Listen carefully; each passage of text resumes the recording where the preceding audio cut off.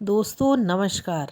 आप सबका मेरा channel Shanti peace of mind में स्वागत है।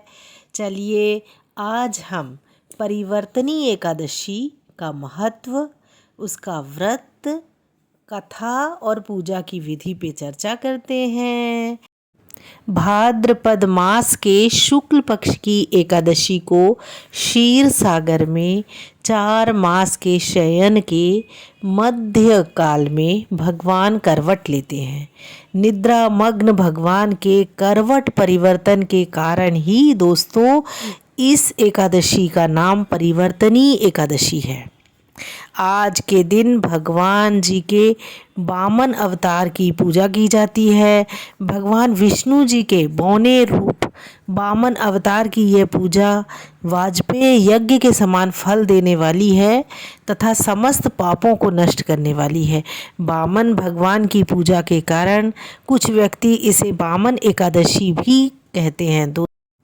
परिवर्तनी एकादशी या वामन एकादशी के दूसरे दिन यानी कि द्वादशी को वामन जयंती मनाई जाती है। दोस्तों इसकी कथा सुनते हैं। एक समय की बात है, धर्मराज युधिष्ठिर जी ने भगवान श्री कृष्ण जी से कहा, हे माधव, भाद्रपद मास के शुक्ल पक्ष की एकादशी का नाम, विधि विधान तथा महत्व विस्तार पूर्वक जानने की मेरी अभिलाषा है। कृपा करके इस बारे में मुझे बताइए।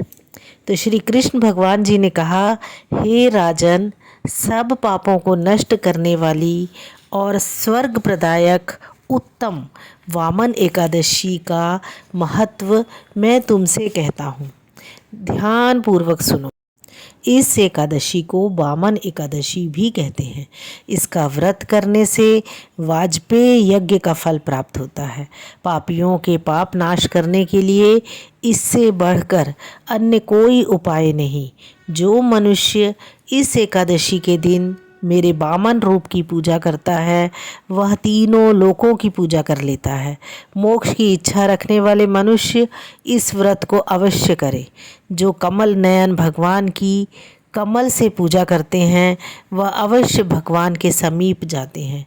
जो भाद्रपद शुक्ल एकादशी को व्रत और पूजन करता है उसे ब्रह्मा और विष्णु सहित तीनों लोकों का पूजन करने का पुण्य फल प्राप्त होता है। दोस्तों सभी को इस परिवर्तनी एकादशी का व्रत अवश्य करना चाहिए, क्योंकि इस दिन भगवान विष्णु क्षीर सागर में अपने 4 मास के शयन के मध्य काल में करवट बदलते हैं। भगवान के ये वचन सुनकर युधिष्ठिर बोले, हे भगवान, मुझे अति जिज्ञासा हो रही है कि संपूर्ण सृष्टि का संचालन करते हुए आप किस प्रकार सोते और करवट लेते हैं। किस प्रकार राजा बलि को आपने वचन में बांधा और वामन रूप रखकर क्या क्या लीलाएं की। आपके करवट बदलने के उपलक्ष्य में हमको क्या करना चाहिए, यह बात आप विस्तार पूर्वक मुझसे कहिए। श्री कृष्ण भगवान ने कहा, हे राजन, अब आप सब पापों को नष्ट करने वाली इस कथा को ध्यान पूर्वक सुनिए। त्रेता युग में बलि नामक एक दैत्य मेरा परम भक्त, अत्यंत दानी, सत्यवादी और ब्राह्मणों का सेवक था। यज्ञों के प्रभाव से उसने इंद्र आदि सब देवताओं को जीत लिया। अब तो उसने देवलोक पर अपना अधिपति जमाकर सभी देवताओं को स्वर्ग से भगा दिया और संपूर्ण लोकों का स्वामी बन गया। आकाश, पाताल और पृथ्वी तीनों ही लोक उसके अधीन हो गए। तब देवर्षियों सहित इंद्र आदि सब देवता भगवान के पास जाकर उनका पूजन और स्तुति करने लगे। उन्होंने राजा बलि के अत्याचारों से मुक्ति दिलाने की भगवान से प्रार्थना की। भगवान ने वामन रूप धारण कर अवतार लिया और राजा बलि से 3 पग भूमि मांगी और फिर अपने तेजस्वी रूप से राजा बलि को पाताल लोक में भेज दिया। यह वार्ता सुनकर राजा युधिष्ठिर ने पूछा, हे जनार्दन, आपने वामन रूप धारण करके उस महाबली दैत्य को किस प्रकार जीता। श्री कृष्ण भगवान बोले, मैंने वामन रूप धार कर बलि से 3 पग भूमि की याचना करते हुए कहा कि मुझको 3 पग भूमि दे दो, इससे तुम्हें 3 लोक के दान का पुण्य फल प्राप्त होगा। राजा बलि ने इसको तुच्छ याचना समझकर मुझसे कहा कि 3 पग भूमि तो कुछ भी नहीं होती।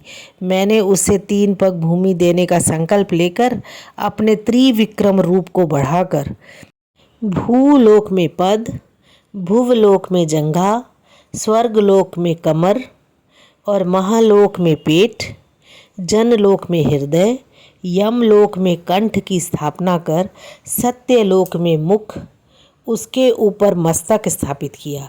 इसे देखकर सूर्य, चंद्रमा आदि सब इंद्र आदि देवता वेद सूक्तों द्वारा स्तुति करने लगे। तत्पश्चात राजा बलि से वामन भगवान ने हाथ पकड़कर कहा, राजन, एक पग से पृथ्वी, दूसरे से स्वर्गलोक पूर्ण हो गए, अब तीसरा पग कहाँ रखूं। तब बलि ने अपना सिर झुका लिया और भगवान ने अपना पैर उसके मस्तक पर रख दिया, जिससे भक्त बलि पाताल को चला गया। फिर उसकी विनती और नम्रता को देखकर भगवान विष्णु ने कहा, हे बलि, मैं सदैव तुम्हारे निकट ही रहूँगा। तो बलि के कहने पर भाद्रपद शुक्ला परिवर्तनी एकादशी के दिन बलि के आश्रम पर भगवान विष्णु का एक स्वरूप स्थापित हुआ और दूसरा क्षीर सागर में शेष नाग के शैया पर शयन करता है। हे राजन, इस एकादशी को भगवान शयन करते हुए करवट लेते हैं, इसीलिए तीनों लोकों के स्वामी भगवान विष्णु का उस दिन पूजन करना चाहिए। तांबा, चांदी, चावल और दही का दान करना उचित मानते हैं। रात्रि को जागरण अवश्य करना चाहिए। जो विधि पूर्वक इस एकादशी का व्रत करते हैं वे सब पापों से मुक्त होकर स्वर्ग में जाते हैं। जो मनुष्य इस पाप नाशक कथा को पढ़ते या केवल सुनते हैं उनको भी अश्वमेघ यज्ञ का फल प्राप्त होता है। इस दिन ककड़ी ले सकते हैं, खीरा, केला, सेब, फल, दूध, दही इस दिन ले सकते हैं। द्वादशी के दिन आप सुबह नहा के पूजा करने के बाद भगवान जी की उसके बाद व्रत खोल सकते हैं। हाँ दोस्तों, अगर आप मेरा चैनल पहली बार देख रहे हैं तो इसे सब्सक्राइब करना ना भूलना और साथ ही साथ इसे लाइक करना और अपने दोस्तों में भी शेयर करना।